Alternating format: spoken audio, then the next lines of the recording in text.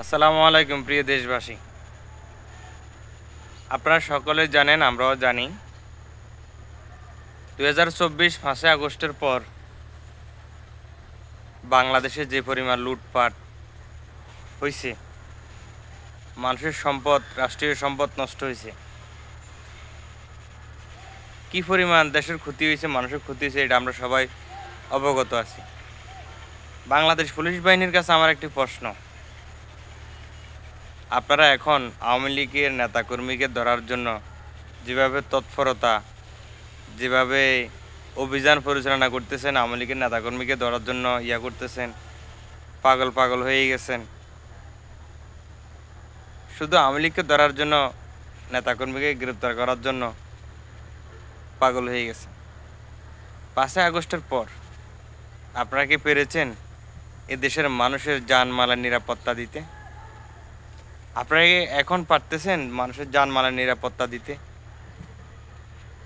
সারা বাংলাদেশে যেভাবে গুম, খুন, হত্যা, লুটপাট হচ্ছে, রাস্তাঘাটে গাড়ি ঘোড়া ডাকাতি হচ্ছে, ছিনতাই হচ্ছে, আপনারা কি পারতেছেন মানুষের জানমালের নিরাপত্তা দিতে?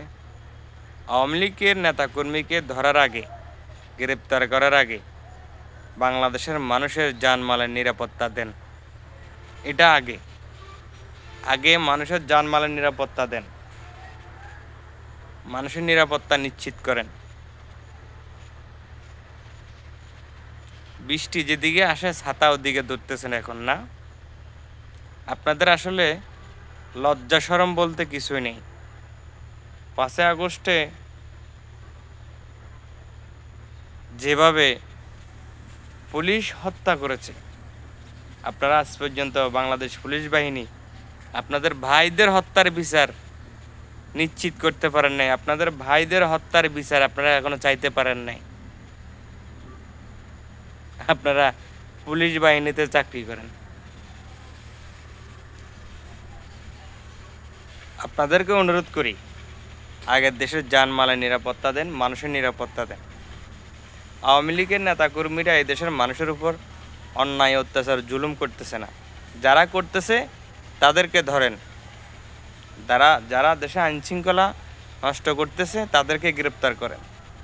আওয়ামী লীগের মিছিল ঠেকানোর জন্য সরকার আপনাদেরকে বেতন দেয় না, রাষ্ট্র আপনাদেরকে বেতন দেয় না।